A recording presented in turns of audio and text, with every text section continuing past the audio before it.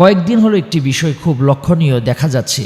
বাংলাদেশের একজন Islamic scholars মুফতি আমির হামজা, কুষ্টিয়ার কৃতি সন্তান, তাকে বাংলাদেশ জামায়াত ইসলাম কুষ্টিয়া আসনের এমপি মনোনয়ন দিয়েছেন। আলহামদুলিল্লাহ, আলহামদুলিল্লাহ। মুফতি আমির হামজা কুষ্টিয়ার সম্পদ নয়, সারা পৃথিবীতে যার আলোচনা মানুষ শোনে এবং মন থেকে যাকে ভালোবাসেন তার নাম হচ্ছে মুফতি আমির হামজা।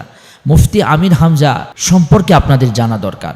মুফতি আমির হামজা এই ছোট্ট জীবনে একটি সংগ্রামী নাম। প্রত্যন্ত অঞ্চল থেকে উঠে আসা একজন মানুষ মুফতি আমির হামজা, যার যোগ্যতা এবং ইলমিয়াত এবং সুন্দর আলোচনার মাধ্যমে সারা বাংলার মানুষের কাছে সে জনপ্রিয়তা অর্জন করেছেন এবং সে দীর্ঘ এই জালেমদের সময় সে হকের পক্ষে, কোরআনের পক্ষে, সত্যের পক্ষে, দিন কায়েমের পক্ষে দীর্ঘ সময় ধরে সে কথা বলেছেন। আমির হামজার এই ছোট্ট জীবনে ইসলামী আন্দোলনের পক্ষে সব সময় সে স্লোগান দিয়েছেন, কথা বলেছেন। আর অনেকে বলছে আমির হামজা নাকি আওয়ামী পরিবার থেকে উঠে আসা। আপনাদের ভুল ধারণা।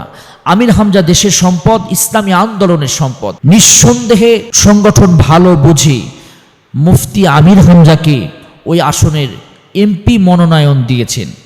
আলহামদুলিল্লাহ, আমরা দোয়া করছি ইনশাআল্লাহ মুফতি আমির হামজার মাধ্যমে সংসদ পর্যন্ত কুষ্টিয়ার এই প্রত্যন্ত অঞ্চল থেকে সে মানুষের ভালোবাসায় ভোট পেয়ে সংসদে গিয়েও আল্লাহর কোরআনের কথা বলবেন। সমালোচনা করে লাভ নাই, মানুষের ভুল ত্রুটি থাকতেই পারে, বিভিন্ন কথা স্লিপ অফ টার্ন হতেই পারে। এই বিষয়কে কেন্দ্র করে মুফতি আমির হামজার বিষয়ে খারাপ ধারণা করবেন না।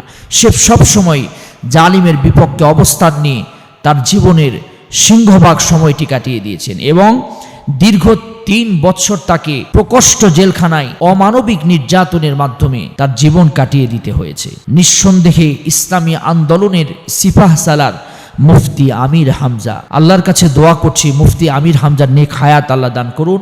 মুফতি আমির হামজার মতো যারা বাংলাদেশে যারা মানুষের কাছে জনপ্রিয়, এই সকল জনপ্রিয় ব্যক্তিদেরকে সামনে নিয়ে এসে এমপি মনোনয়নপত্র দিতে হবে এবং দিলে আশা করি জাতি উপকৃত হবে। আল্লাহ তাআলা আমাদেরকে সত্যর পক্ষে, কোরআনের পক্ষে আল্লাহ থাকার তৌফিক দান করুন।